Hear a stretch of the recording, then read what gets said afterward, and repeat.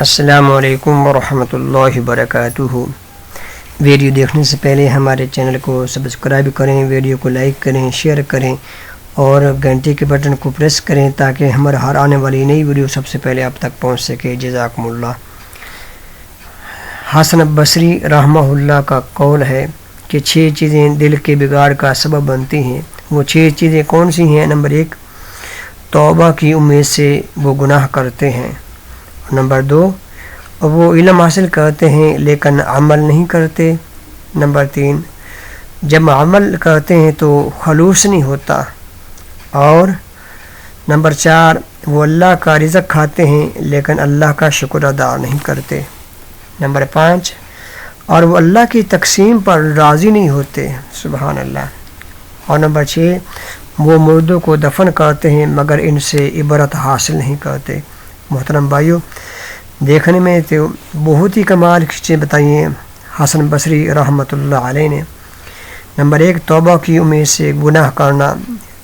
جو لوگ توبہ کی امید سے گناہ کرتے ہیں ان کو اللہ سے ڈرنا چاہیے، کیونکہ ہو سکتا ہے اس کے بعد ان کو مہلت نہ ملے۔ اور جو سب فرماتے ہیں وہ علم حاصل کرتے ہیں لیکن عمل نہیں کرتے، تو قیامت کے دن اللہ پوچھے گا میرے بندے بتا جتنا تو نے علم حاصل کیا اس کے مطابق عمل کیا۔ اور جب عمل کرتے ہیں تو خلوص نہیں ہوتا، یعنی اس کے اندر اخلاص نہیں ہوتا، اللہ کی رضا نہیں ہوتی۔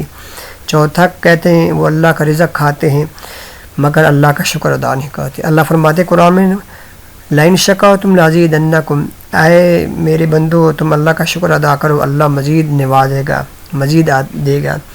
اور 5واں کہتے ہیں وہ اللہ کی تقسیم پر راضی نہیں ہوتے، یعنی کہ کسی کو اللہ نے غریب بنایا، امیر، اللہ تعالیٰ نے امیر بنایا، کسی کو غریب بنایا، اور کسی کو بیٹے دیتا ہے، کسی کو بیٹیاں دیتا ہے، اور کسی کو کچھ بھی نہیں دیتا، وہ اللہ کی تقسیم پر راضی نہیں ہوتے۔ 6واں فرماتے ہیں مردوں کو تو دفن کرتے ہیں مگر ان سے عبرت حاصل نہیں کرتے۔ اللہ اکبر۔ کہتے ہیں کہ مردوں کو تو دفن کرتے ہیں لیکن عبرت حاصل نہیں کرتے۔ میرے محترم بھائیوں، ہم سب کا یہی حال ہے، تو ہمیں ان تمام چیزوں سے بچنا چاہیے اور نیک اعمال کرتے رہنا چاہیے، توبہ استغفار کرتے رہنا چاہیے، اپنے گناہوں کی معافی مانگتے رہنا چاہیے۔ اللہ سے اللہ تعالی ہمیں عمل کرنے کی توفیق عطا فرمائے۔